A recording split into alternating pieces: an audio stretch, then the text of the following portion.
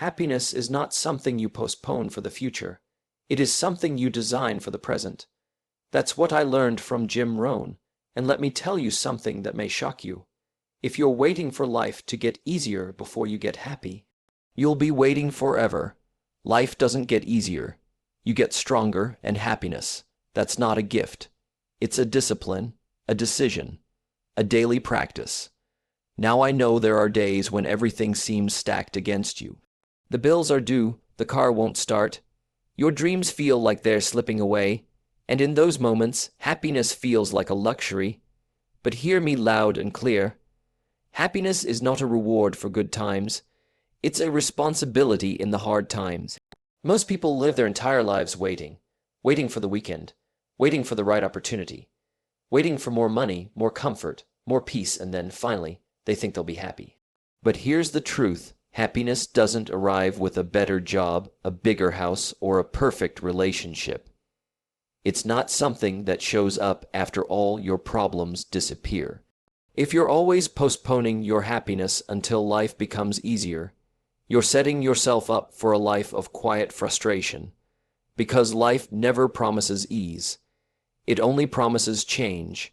And the only way to truly enjoy life, to thrive in it, is to make happiness a decision, not a destination. You must design happiness into your life today, exactly as it is, not tomorrow, not next month. Today, even if today is hard. That's what separates the fulfilled from the frustrated. The fulfilled understand that happiness is a practice, a choice made in the present moment. They don't rely on the outside world to deliver it. They create it themselves. Just like you can design a plan for your finances or your health, you can design a mindset that supports your joy, even when things feel uncertain. When you wake up in the morning, you have a choice. You can drift into your day, letting your mood be dictated by problems, people, and pressure, or you can anchor yourself in a decision. No matter what happens today, I will find a reason to smile. I will create joy on purpose. It takes courage to do that. It takes discipline, but it's possible, and the more you do it, the stronger you become. Jim Rohn often spoke of designing your life instead of just reacting to it. That applies directly to happiness. It's not something that accidentally happens. It's something you build moment by moment, choice by choice. You start by being intentional with your thoughts. You guard your words. You pay attention to what you focus on. You choose gratitude over complaint. You choose purpose over pain. You say, yes, life is hard right now, but I still have breath in my lungs. I still have something to give. I still have a reason to show up with heart. Every day that you practice happiness, even when you don't feel like it, is a day you become mentally stronger. Every time you choose joy in the middle of chaos, you are proving to yourself that your emotions don't own you. You own them. That is the ultimate power. That is the mindset of someone who refuses to be a victim of life's uncertainty. So start where you are, with what you have, and really decide to build happiness into your life. Not someday, today, because the future belongs to those who learn how to be happy even in the now. There's a hard truth most people don't want to hear. Life is never going to be easy. No matter how much success you gain, how much money you make, or how many problems you solve, new challenges will always appear. That's the nature of growth. One obstacle clears and another shows up. It's not personal, it's life. Waiting for it to get easier is like waiting for winter to never come again. Seasons change, and life has seasons of difficulty, too. But while you can't stop those seasons, you can change who you are in them. You can grow stronger, more focused, more determined, more resilient. That's the path. That's the secret. Stop wishing life were easier and start working on becoming better, stronger, and more prepared. Jim Rohn said it best. Don't wish it was easier, wish you were better. That single line can change your life if you take it seriously. When life gets hard, it's not a signal to retreat, it's a signal to rise. To step into a better version of yourself. Because every challenge is a chance to build the muscles you'll need to handle even greater success, greater responsibility, and greater rewards. Most people want the rewards without the resistance. But it doesn't work that way. You must earn it in the tough moments. You must prove to yourself that no matter what's happening around you, you are capable of growth. When you stop fighting reality and start embracing the fact that difficulty is part of the process, something powerful shifts inside you. You no longer see obstacles as punishment, you see them as training. You start to say, okay, this situation is tough, but what can I learn from it? Who can I become because of it? That shift in thinking puts you in control. It puts you in the mindset of a builder, not a victim. Every day that you choose to grow through hardship instead of shrinking from it, you are transforming. You are becoming someone who can handle more, lead more, live more. People who thrive don't avoid hard times, they use them. They let the struggle sharpen their thinking, deepen their strength, and clarify their vision. And don't fall into the trap of comparing your path to someone else's. You might see someone else smiling on the outside, but you don't see their private battles. You don't see the nights they spent in doubt, the moments they nearly gave up. Everyone is fighting something, but the ones who rise are the ones who accept the weight and still move forward. So, the real work isn't about changing life to suit you, it's about changing yourself to meet life on a higher level. That's where real confidence comes from. That's where joy becomes unshakable. You don't need an easier life. You need a stronger you, and that's entirely within your reach if you decide to build it. Most people misunderstand happiness. They think it's a feeling that comes and goes depending on the weather, the news, their bank balance, or how people treat them. But happiness isn't a mood that drifts in like a breeze. It's a discipline, a personal practice that requires conscious effort, especially when you least feel like it. Just like going to the gym when your body is tired, choosing happiness when your heart is heavy is how you build emotional strength. It's not about ignoring what's wrong. It's about deciding to focus on what's still right. You see, anyone can be happy when things are easy. That doesn't take much skill. But to choose happiness when the day starts rough, when the people around you are negative, when your plans fall apart, that's the real test. That's where character is formed. That's where inner peace is earned. Jim Rohn always talked about discipline as the bridge between goals and accomplishment. The same applies to happiness. Without the discipline to manage your thoughts and your emotions, happiness will always feel out of reach. Just like physical strength comes from repetition and effort, mental and emotional strength comes from practicing happiness repeatedly. You train yourself to look for the good. You train yourself to stop the spiral of negative thinking. You catch yourself when your mind starts to complain, and you redirect it toward gratitude. Not because you're in denial, but because you're in control. The truth is, emotions follow focus. If you focus on everything that's wrong, you'll feel overwhelmed, anxious, even hopeless. But if you focus on what you can be grateful for, what you still have, what you've already overcome, a shift happens. Your energy lifts. Your perspective expands. You feel lighter, more hopeful. And that's not magic. That's discipline in action. There will always be reasons to feel discouraged. But there will also always be reasons to feel blessed if you train your mind to see them. Most people live reactively. They let the world dictate how they feel. But the few who rise above the leaders, the builders, the peaceful ones, they live by decision, not by reaction. They choose to create a mood of joy. They decide in the morning, no matter what happens today, I'm going to keep my spirit strong. I'm going to smile. I'm going to bring good energy. And yes, some days it will feel fake. Some days you'll force a smile. That's okay. The discipline is still working. Just like your muscles still grow on the days you train through fatigue, your emotional strength grows every time you choose happiness despite the heaviness. So don't wait for the perfect day. Don't wait for the world to give you permission to feel good. Wake up and choose happiness. Practice it, protect it, live it. Not because everything is perfect, but because you've decided that happiness is your responsibility, and you're strong enough to carry it. There's a powerful truth that changes everything once you truly understand it. You don't control what happens to you, but you absolutely control how you respond. That single realization can transform your entire life. Because while you may not choose the circumstances, you always choose your attitude, and that choice determines your direction. Life is unpredictable. People will disappoint you. Plans will fall apart. Unexpected challenges will knock at your door when you least expect them.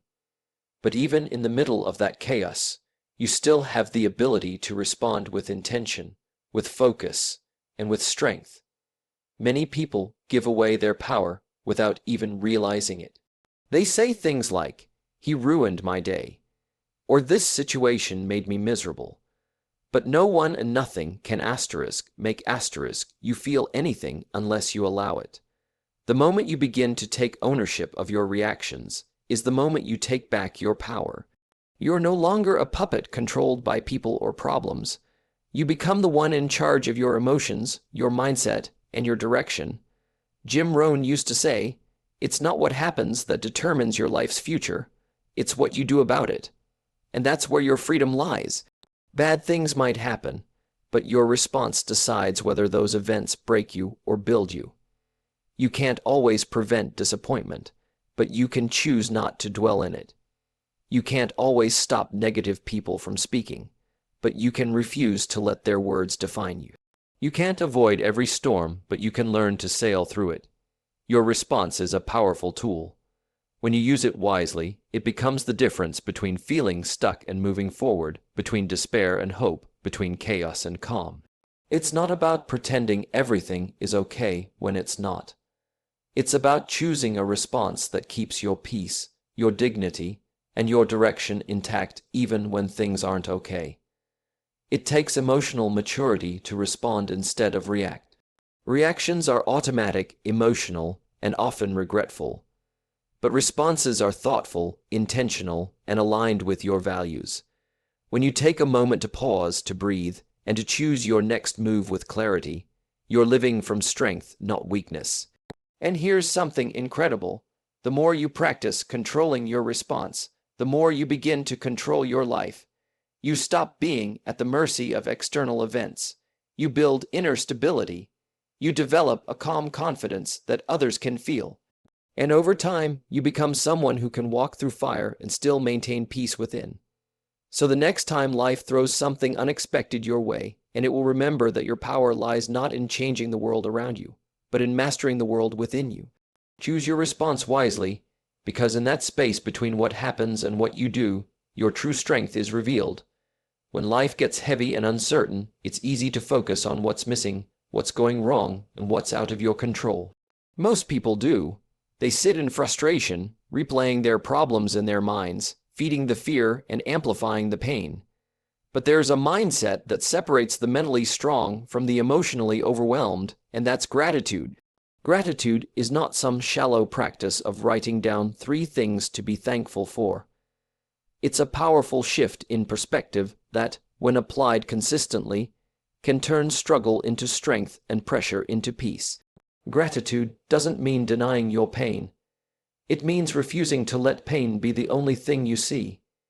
Even when life is hard, especially when life is hard, you can still choose to see what remains. You can still appreciate your breath, your ability to keep going, the people who love you, or the lessons that hardship brings. That shift may seem small, but it has an enormous impact on how you feel, how you think, and how you act. Jim Rohn often spoke about the importance of appreciating what you have while working for what you want. He understood that fulfillment doesn't come from achieving everything perfectly, but from valuing what you already possess, even in the middle of the storm. Gratitude makes you resourceful. It makes you resilient. It reminds you that even if life is tough right now, you're tougher. It's the lens that helps you see opportunity in adversity. When you practice gratitude in the middle of difficulty, you're not being naive, you're being strong. Because it takes real strength to say, "I'm hurting, but I'm still thankful." It takes maturity to say, "I've lost some things, but I haven't lost everything." That mindset gives you clarity, It gives you power. It allows you to rise above the situation instead of being buried beneath it. Gratitude also grounds you. When your mind is racing with fear and frustration, gratitude pulls you back to the present moment. It reminds you of what's real, what's good, what's working. And from that place of grounded awareness, you can make better decisions. You can think more clearly, speak more calmly, and move forward with greater purpose. And here's something important. Gratitude multiplies. The more you look for what's good, the more good you begin to see. It's not magic, it's a shift in attention. You get more of what you focus on. So if you focus on what you lack, you'll feel scarcity. But if you focus on what you have, even in difficulty, you'll feel abundance. So in those moments when everything feels uncertain and overwhelming, stop. Take a deep breath, look around and ask yourself, what do I still have that's worth being thankful for? And hold on to that. Let that gratitude become your anchor. Because even when everything else feels shaky, gratitude gives you solid ground to stand on, and that's where your strength begins. There's something deeply inspiring about a person who chooses happiness in the face of hardship. Not the kind of forced, artificial happiness that hides the pain, but the real kind, the kind that says, life is hard right now, but I will not let it break me. That kind of attitude doesn't just change your day. It changes who you are, and it also changes how others see you. Because when people watch you smile through struggle, stand tall in uncertainty, and keep your light on in the dark, they don't see weakness, they see strength. They see leadership.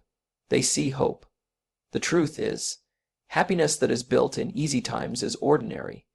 Anyone can laugh when everything's going right.